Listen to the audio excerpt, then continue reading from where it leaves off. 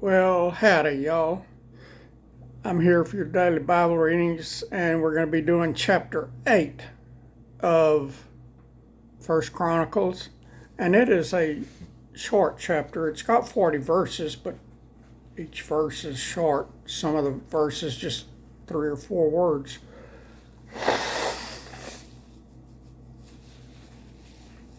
Y'all excuse me for doing that. I didn't need to do that when I started the video. Otherwise, I would have done it before. As soon as I got the camera cranked up and running, then I needed to blow my nose. Y'all, I have been working outside ever since this morning's video. Literally all day long. And my yard is looking pretty. Ooh, if y'all could only see it.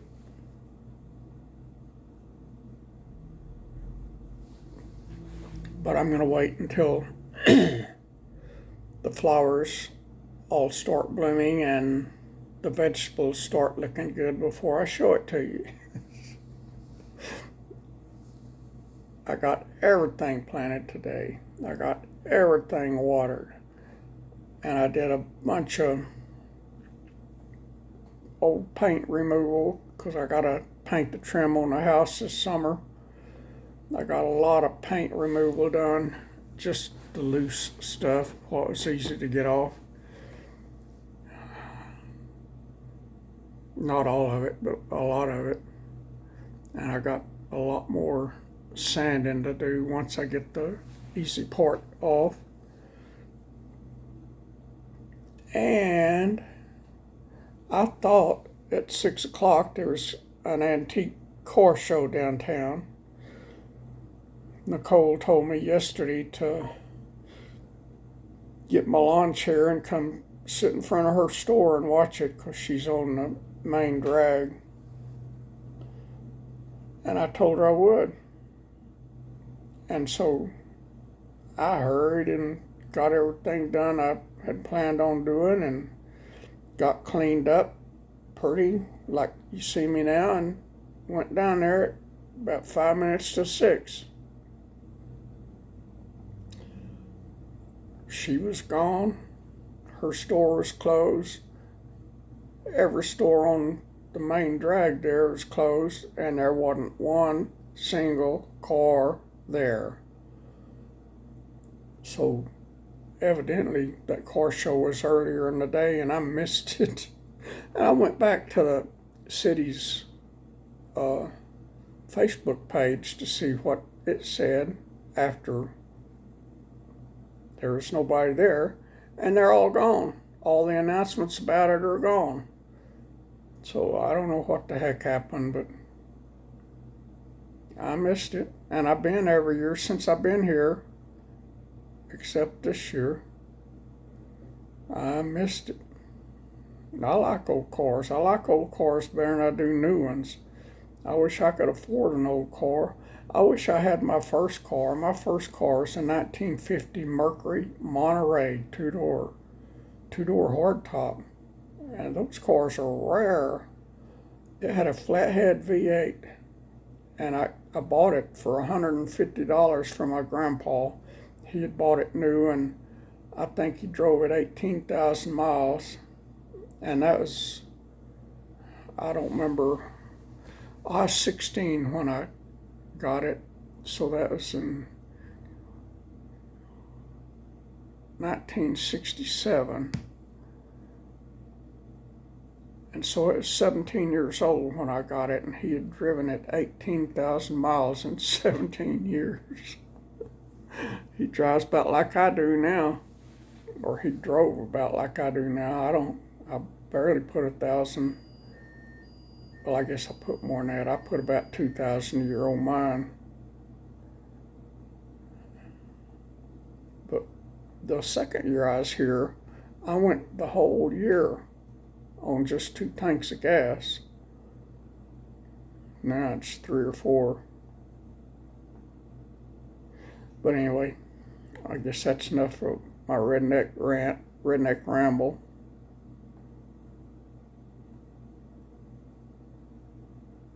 I can't think anything else. I was working outside all day, from this morning's video till about 30 minutes ago. 30 minutes ago, I had cleaned up and went downtown, and now I'm back because there ain't nothing downtown. They even rolled up the sidewalks. Nothing going on down there. So here I am. Chapter 8 of 1st Chronicles. The family of Benjamin. Now Benjamin begat Bela, his firstborn, Ashbel the second, and Ahara the third, Noha the fourth, and Rapha the fifth. And the sons of Bela were Ader, and Gera, and Abihud, and Abishah, and Naaman, and Ahoah, and Gera, and Shephufan, and Huram. And these are the sons of Ehud. These are the heads of the fathers of the inhabitants of Geba, and they removed them to Manahath. And y'all, I'm probably butchering these names all to pieces, and I'm sorry. I'm just guessing the best I can. And Naaman and Ahiah and Gera, he removed them, and begat Uzzah and Ahihud. And Shaharaim begat children in the country of Moab, after he had sent them away. Husham and Beerah were his wives. And he begat Hodesh, his wife, Jobab, and Zibiah, and Mesha, and Malcolm, and Jeuz, and Shekiah, and Mirma. These were his sons, heads of the fathers. And of Husham he begat Abitub and Elpaal. I think this dude, he takes the prize on the strangest names. I've been reading some strange names, but this dude wins.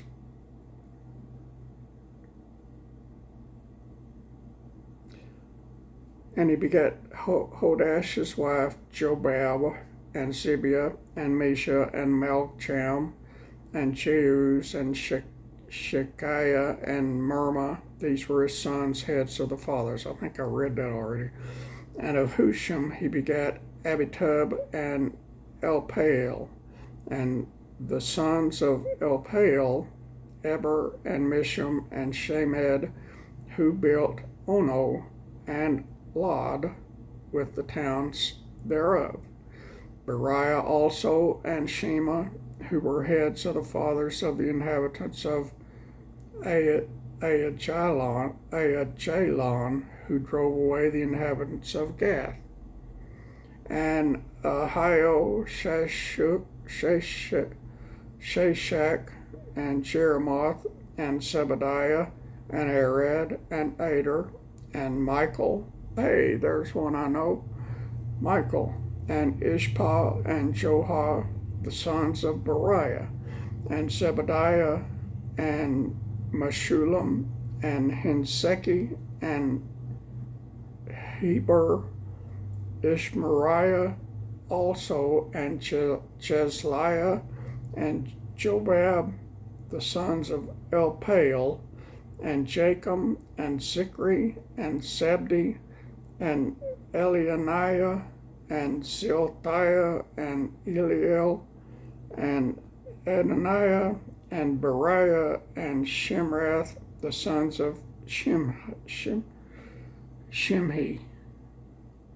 and Ishpan, and Heber, and Eliel, and Abdon, and Zikri, and Hanan, and Hananiah, and Elam, and Antothijah, and Iphidiah, then Penuel, the sons of Shashak, and Shamshariah, and Shehariah, and Athaliah, and Jerasiah, and Eliah, and Sikri, the sons of Jeroham.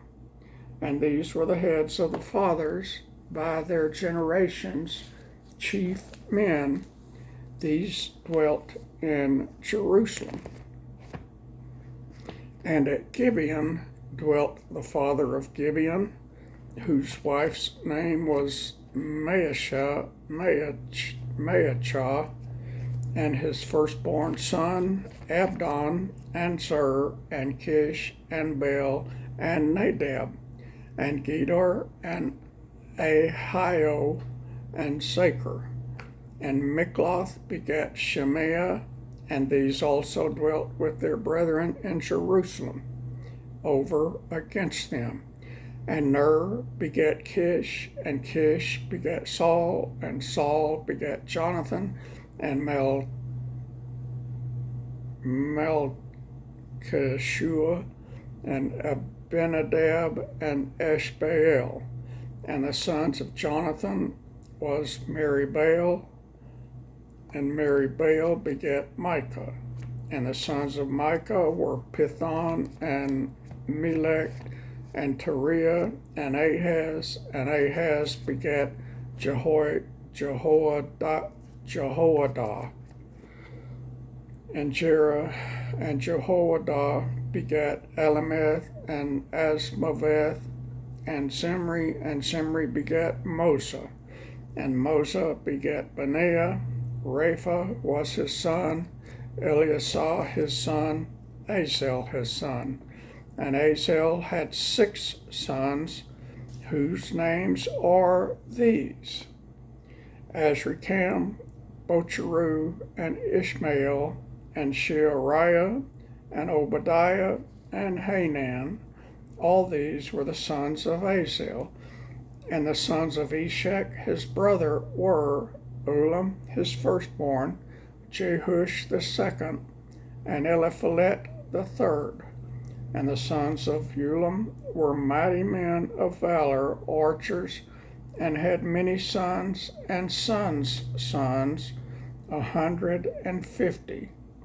All these are the sons of Benjamin. And that's that. And I think I'll just give y'all some more stuff. But I'm going to find some stuff I can read more better. Okay? Is that a deal, partner? This old bald-headed redneck is tired. I ain't lying, but it's good kind of tired. I needed the kind of physical exercise I got today. It does your body good, or it does my body good. Yes, ma'am, yes, sir, it doth. It doeth. It doth. It does. I guarantee. I'm just rambling. And I already told you everything I did today. So I reckon I'll stop rambling. But I like rambling. I just can't think of anything else to ramble about. And you know what? About 2 years ago, sticking out the hood of your vehicle is 2 little squirters, and they squirt water on the windshield so you can turn the wipers on and clean your windshield. Well, one of my little squirter things dropped down inside the hood. And inside the hood, you open the hood, and up against the hood on the inside is this thick insulation. I don't know why. I guess to keep the hotness from the engine from going up on the hood. I don't know why they got that insulation up there. Because for years and years and years, they didn't have any insulation up there.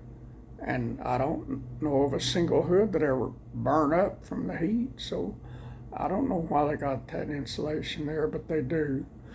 And it's between the inside layer of the hood and the outside layer of that insulation. That little squirter nozzle thing is caught. And I've reached in there through the hole, wiggling my finger all around, and I can feel it in there. It's close to where it fell in, but I can't get it out. I have tried and tried and tried to get it out, to poke it back up in the hood where it's supposed to be. And I need it, because with all the dust here, my windshield pretty much stays dirty. And I need to wash it just about every time I get in my truck. But I can't now. When I do it now, the one on the driver's side squirts right up on the windshield where it's supposed to. The one on the passenger side that fell down inside the hood squirts right straight up through the hole. Right straight up. And it doesn't get on the windshield unless I'm going down the highway 90 miles an hour, and then the wind will blow some of it back on the windshield, but it squirts right straight up.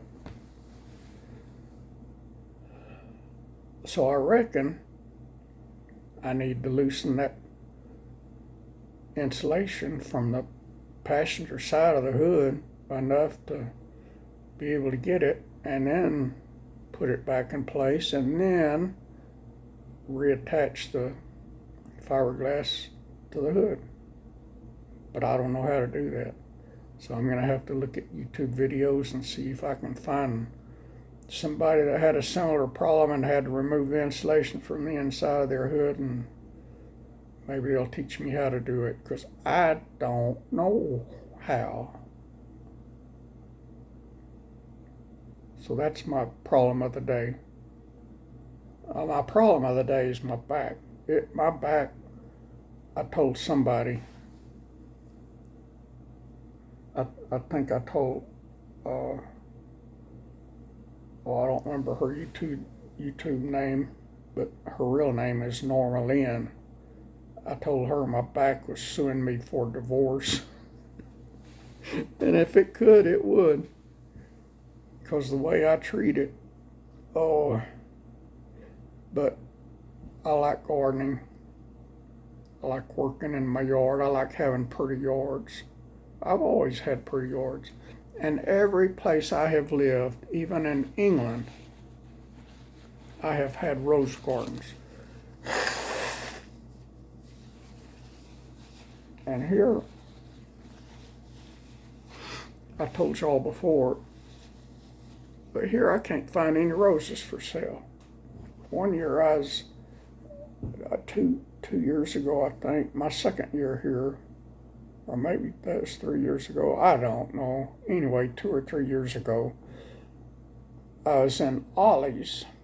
I think I only went in there 3 times, and this was one of those 3 times. It's probably the last time. No, it was probably the second time, because I went in there again later looking for more roses, and they didn't have any. But the time I was in there, they had 3 roses, and that was all. And they were 3 inches tall, 3-inch tall roses. I've never in my life seen a rose 3-inch tall, except when I used to propagate them back on my Texas farm. They would start out about that tall, but I would fertilize them and take good care of them, and they'd grow fast. You know, they'd be this big and within a year, and then I'd stick them in the ground, and they would just take off then. And I had rose gardens, and it was beautiful every place I ever lived. And I want rose gardens here, but I can't find any roses, and these 3 little things I got ain't big enough to get a cutting off of so I can start propagating. And I've looked for roses in yards around this town. You know, if I found one, I'd sneak in the yard at night and snip 4 or 5 cuttings off each rose and bring them home and propagate them. I wouldn't really do that. I would go ask the owner if I could have their permission to do it though, but nobody here has roses.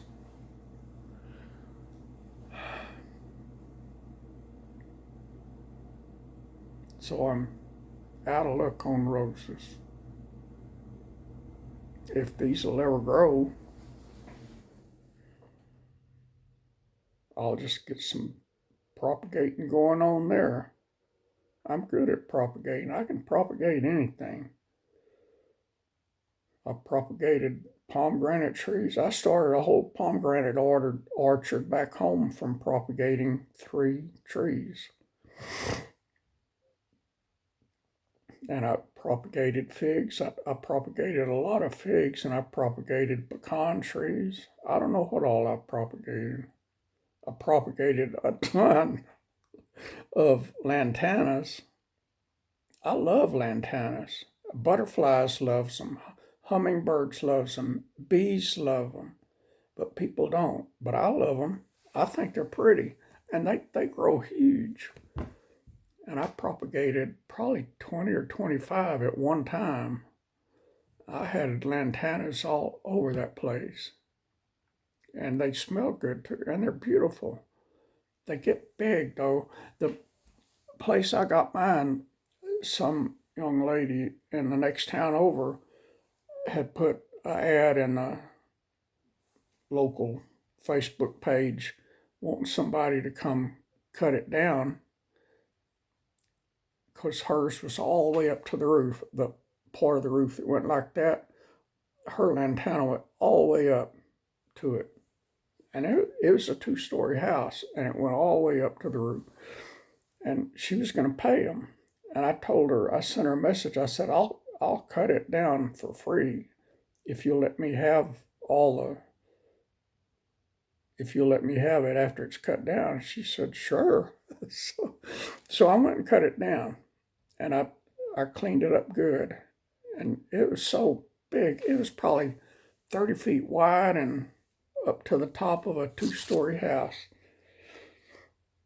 And there was a lot of, she had trees, her yard was covered with trees.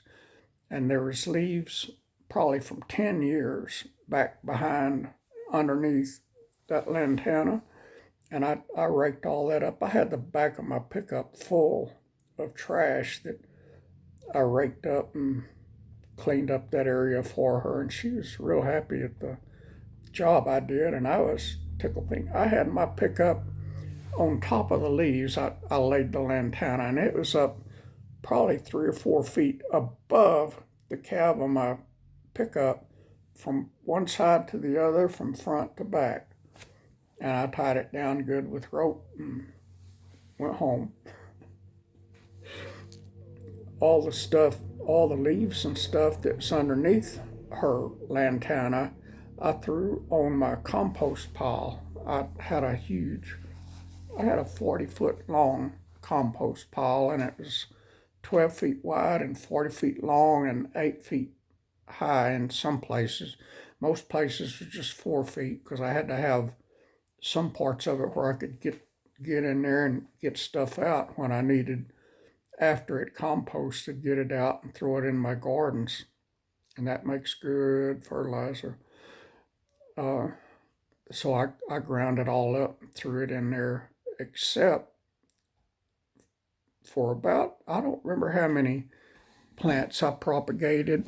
It was 25 or 30 of them. And then I planted them just intermittently all around, not in a row to make a hedge or anything, but just scattered all over the place so the birds and bees and all that good stuff could find them. And I never let mine get high, tall like hers. I would keep them pruned at about 3 or 4 feet. And they bloomed and bloomed and bloomed. They were so pretty, and they smelled good. I'd love to have some here. I don't know if they probably wouldn't survive here as cold as it gets. But I like lantanas. I don't know why I got to talking about lantanas. I'd like something in this yard that would grow. I can't find anything. I don't know. Growing anything outside here is totally different than growing down in Texas on the Gulf Coast where it's warm pretty much year round. Today I planted carrots, which will do good because they're underground, and I planted a ton of beets, and they're underground. They're a root crop. Carrots is a root crop, and I also planted okra and corn.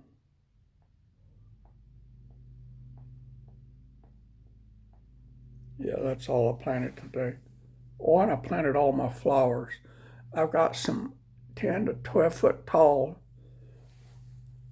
sunflowers I planted, and some 3 to 5 foot tall sunflowers that are different color than the big tall ones. And I planted some zinnias. I love zinnias. And so I planted those three all in that new flower bed way out back that I just built. And when I can find some more dirt, I'm going to make that flower bed all the way around. I've got those big lilac trees or bushes or what, they're more like a bush than a tree because they just go everywhere. I got 3 giant ones out back, and I mulched around them last year, and it's not a straight line. I made it all curvy and you know going around the trees and everything, and that's how I make the flower bed in front of it to follow the contour of the mulch bed that I made.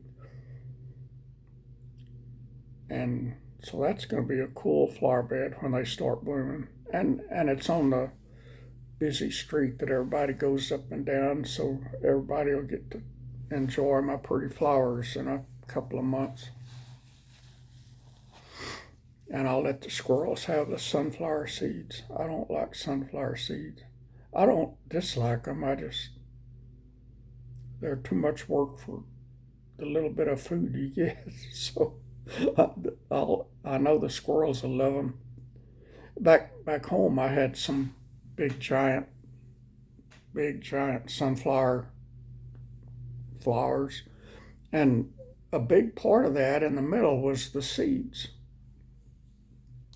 And squirrels would get up there and sit on top, and the wind would be blowing it because the stalks were like 10 or 12 feet tall, and the wind would be blowing it, the Gulf Coast breeze blowing there all the time, which kept me cool. I could work outside all day and not ever get hot because the Gulf Coast breeze blowing there, and all the big oak and pecan trees I had shading me, and uh, but the squirrels would get on top of those sunflowers, and that wind would be blowing it back and forth like that, and the squirrels would hang on and eat their seeds. It was cute watching them. I liked all the critters out there. There's deer, a, a lot of deer, and uncountless numbers of wild pigs. They were a pain in the butt because they would tear up my lawn. They could tear up a third of my lawn in one night.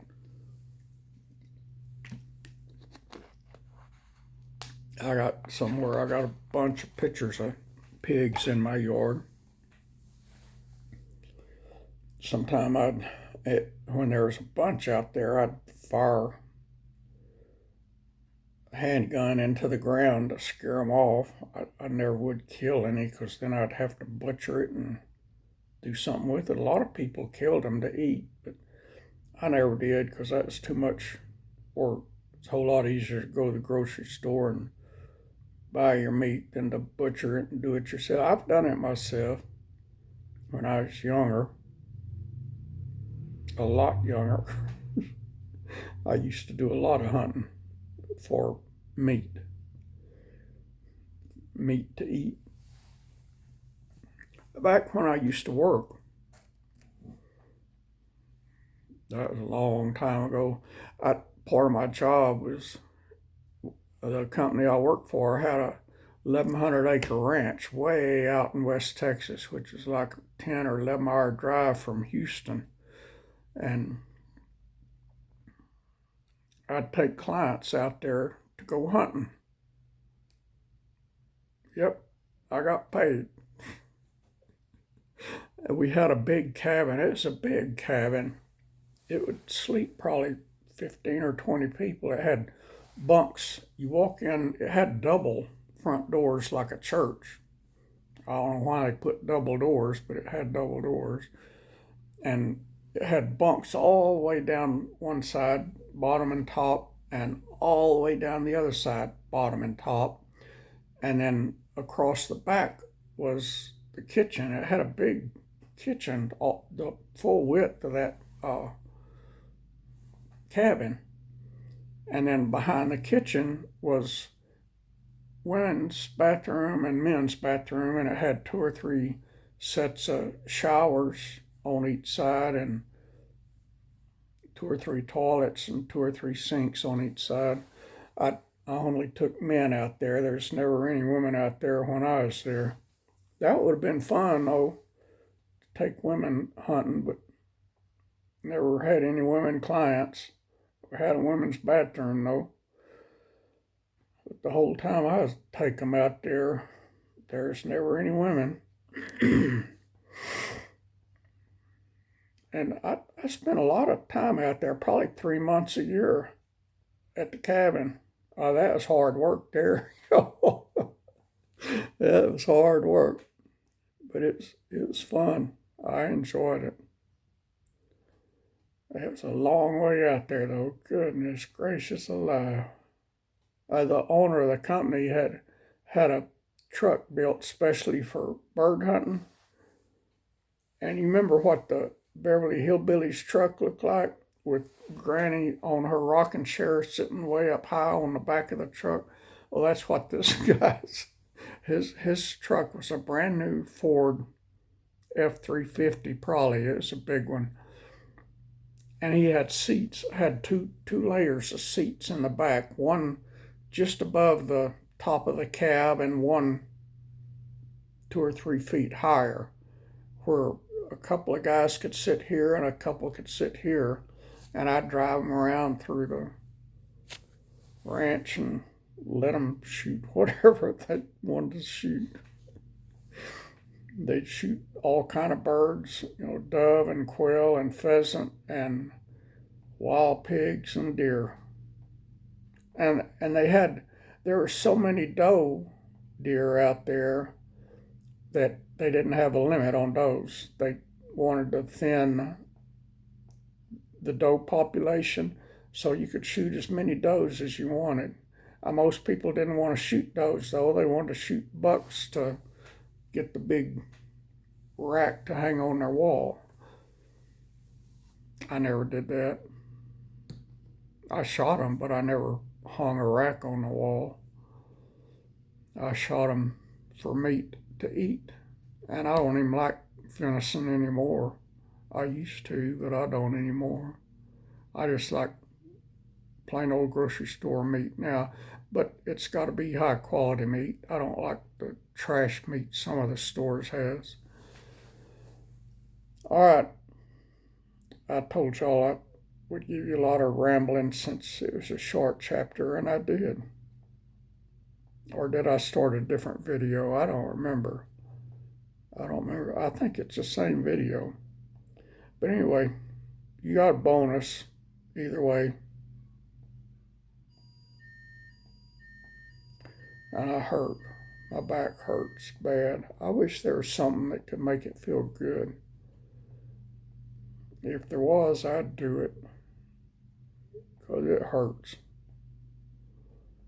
But there ain't.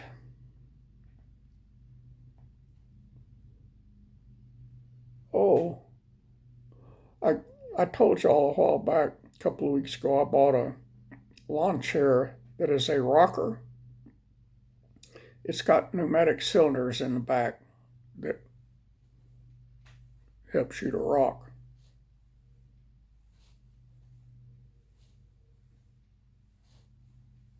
And I just had it sitting, tied up, fastened in the garage the way I bought it for 2 or 3 weeks ever since I bought it. Today I decided to get it out and use it. So I'd work in the yard for 2 or 3 hours and then go sit in my rocker and rock on the back porch. And that thing works good. I got it inside now. I forgot to put it in the garage when I locked up the garage, and that garage door is hard to open. It's manual. You do it yourself, like that, except you don't knock your hat off doing it. I wish I could afford a new garage door, an aluminum garage door with a motor to pull it up and push it down, but I can't. So I've got probably a 50 or 60-year-old wood, heavy, solid wood garage door that's in, I think, 4 sections, and it folds itself as it rolls up. It is heavy. It's all I can do to lift that thing up. So I don't open it often, but I had to open it today. And I got my rocker out. And now I'll keep it on the back porch. But today, I don't know why. Well, I was in a hurry to get downtown before the car show is over, so I just chunked it inside instead of go out, and I forgot to put it in the garage before I locked the garage. And I wasn't going to go back out there and wrestle with that 400-pound garage door and just to put up the rocker, so I threw it right there, and it's still right there, and it'll still be right there till tomorrow when I go outside and rock some more.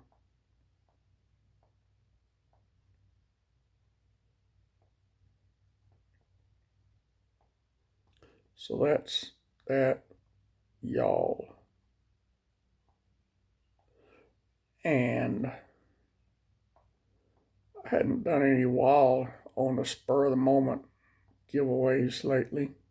We have our Bible giveaway every month, and that's coming up next week. I don't even know what the day is. What's the date?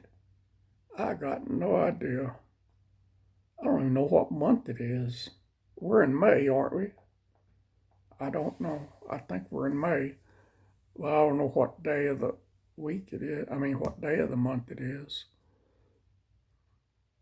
But anyway, we do our Bible giveaway the third week of each month.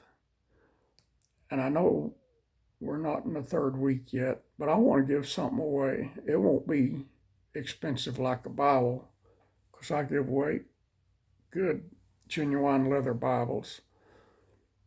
This will be a $15 or $20 gift, something I'll find at the Christian bookstore I buy from.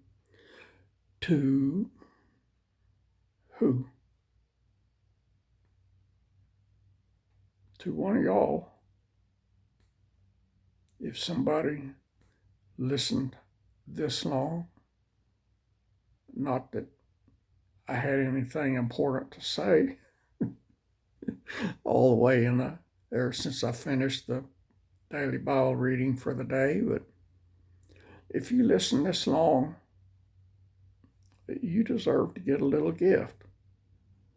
And talking about getting little gifts, I was getting gifts in the mail so often that I was looking every day to see if I got a gift. And I hadn't had one in 2 or 3 weeks. Now I'm kind of feeling rejected. But that's all right. There's nothing in the world I need except some roses. I don't need them, but I want them real bad. But I don't know. started to say I didn't know how good that would do sending them in the mail, but after Hurricane Harvey wiped me out, I did buy roses and fruit trees through the mail, and they all did good. I don't have any clue where I found them, because that was almost 8 years ago. August will be 8 years ago. But if I found them once, I bet I can find them again. I right now don't have any money, and this next payday I won't have any money because I'm still paying taxes, y'all. Way over in May, I'm still paying property taxes that was due in January, and paying penalties that goes along with paying them late. But at least my phone situation is fixed now. I got, well, oh, here's one phone. I was wondering where the other one is. There, it's right there. I'm talking on it. But I got two phones that works now. I didn't plan on it. This one broke, and so I bought a new one. And now I got this one working, and I like this one better than the new one. The new one's newer, bigger, more high-tech than this one, but I like this one better. This one's not but 3 years old, so it's not old, but I like it better than this new one. So I don't ever use this one. I got a phone number here, and I got a phone number there, and I don't ever answer the phone. If Nicole calls, I answer. Nobody ever calls me. What's his name? James here. He used to call me, but he doesn't even call me anymore. Several women used to call me, and they all stopped except for Norma Lynn, and occasionally Stephanie will call.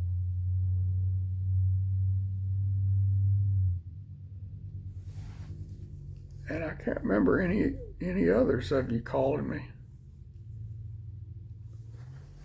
I always got a lot to say, but I don't ever have anybody to say it to.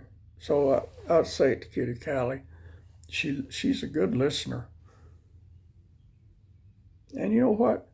In her chair, on her birthday, I bought her a bunch of toys, kitty cat toys. And she doesn't like balls, those little round kitty cat balls. She doesn't like those. She never has. I can knock those things all over the house, and she'll just sit there and watch it go by and watch it go by, but she'll never chase it. As long as I'm playing with it, she'll watch. She's a good audience, but she won't play with them. But this little thingy was in there, and she loves this thing. It's just a little plastic spring. Doesn't do anything, but she knocks it all over this house. Somehow, and I cannot figure out how, she got it up in the chair that she sleeps in all the time. I looked up here. I hadn't seen it in probably a week. I figured she'd knocked it under the table or under the couch or somewhere because I hadn't seen it. All of a sudden today, it's up here on her chair that she sleeps in all the time. How she got it up there, I have no idea. But she did, because I didn't put it there, and there hadn't been anybody else in the house. So she's a smart cat. She's laying there sound asleep now. Usually when I start talking, she gets up, but I guess I let her outside when I was out today. She was outside most of the day with me, walking around. She'd stay close to me, and as long as she'd stay close to me, I'd let her out. I won't let her out on her own because there's a very busy street there and a very busy street there. So she doesn't get to go outside unless I'm out there and I keep an eye on her. But she hadn't even tried, she doesn't even go to the front yard or to that side yard. She stays right close to where I'm at. She's a good kitty. I thank God for her. She talks to me and I talk to her. I can't understand her. I don't know if she can understand me or not. I think she can understand me because I ask her if she wants some milk or some kitty treats or something, and she gets excited. She doesn't talk, but she shows excitement. And if I say milk, she goes to her bowl that I put her milk in. And I have to wash that thing like every day because it dries. If she doesn't drink it all, it dries up. So I have to keep it washed. But I reckon I gave y'all enough ramble. I was planning on doing a lot of talking to Nicole, and she was gone when I got downtown, so y'all got all the talking that I was going to give to her. Y'all got more than I was going to give to her. I was just going to tell her about my day and all the work I did in the yard, and that's all I was going to tell her. And she missed out. And she hardly ever watches my channel. She watches sometime. Her sons watch my channel more than she does. She got some good boys. She's very blessed. And they're very blessed to have her for a good mom.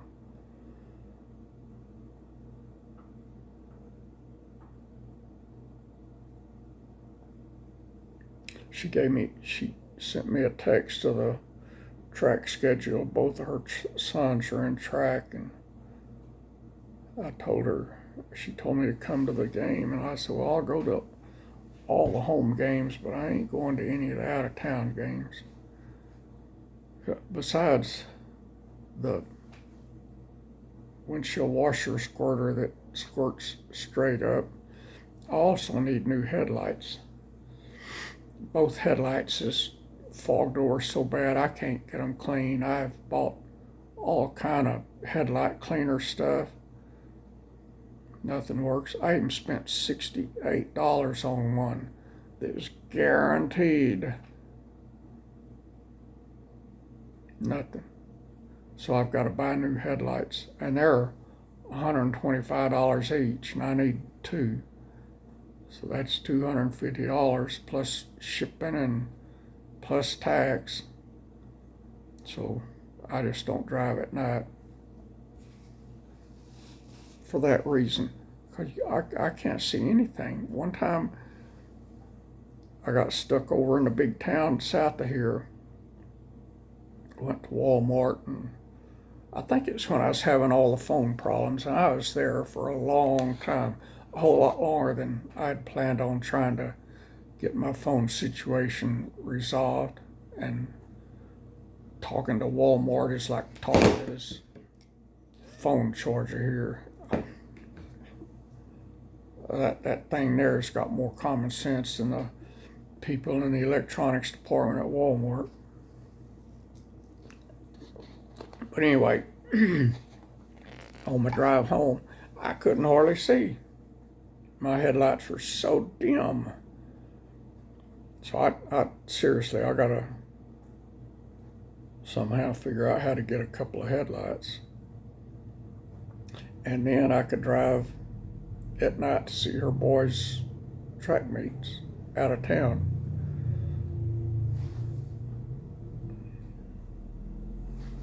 In town, there's street lights pretty much everywhere between here and the track where they run, so the at home track meets I can go to. Plus, a lot of them are in the daytime on Saturday, so that's no problem at all.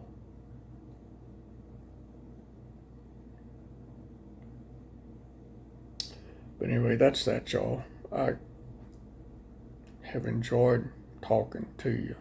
If only y'all could talk back. I need to do a live video. I should have made this one live. Maybe I'll do a live one tomorrow, except tomorrow's Sunday. Y'all want to do a live video tomorrow evening? Or not tomorrow evening, but tomorrow afternoon? Let me know. Probably nobody will be watching this far into the video.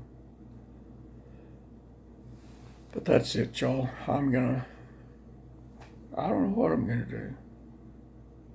I'm gonna go in yonder in the living room, get in my recliner,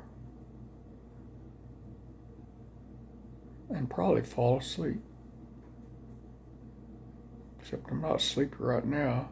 I heard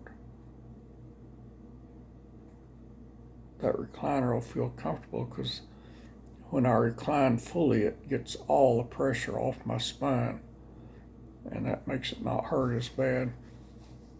But it usually makes me fall asleep too. And I don't want to fall asleep yet. It's not even dark yet.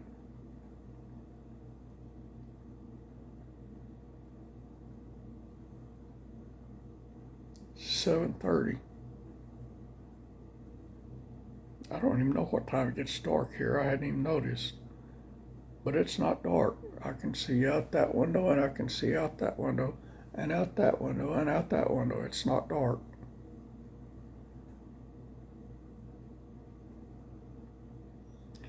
All righty, y'all. I know what I can do. No, I'm too tired to stand up. I started to say I could go shave because I hadn't shaved in 3 or 4 days, and I need to get shaved, but my back is too upset with me to stand up long enough to shave. So I'm going to go to my recliner, y'all. Any of y'all want to call me? You're welcome. You're free to call me. I'd love to talk to somebody. Except I already told you everything I did, so I don't know what I'd talk about.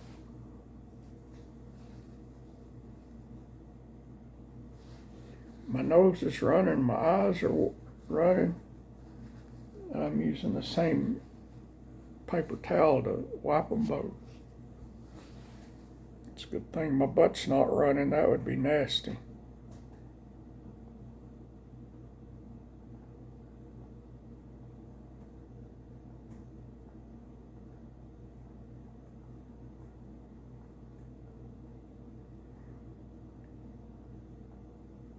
I love y'all. I appreciate every one of you. I do. I hope y'all have a good evening and get good rest tonight. And y'all on the other side of the world, y'all have a safe and fun, enjoyable day. I hope you do. God bless all of you on the other side of the world and on this side of the world.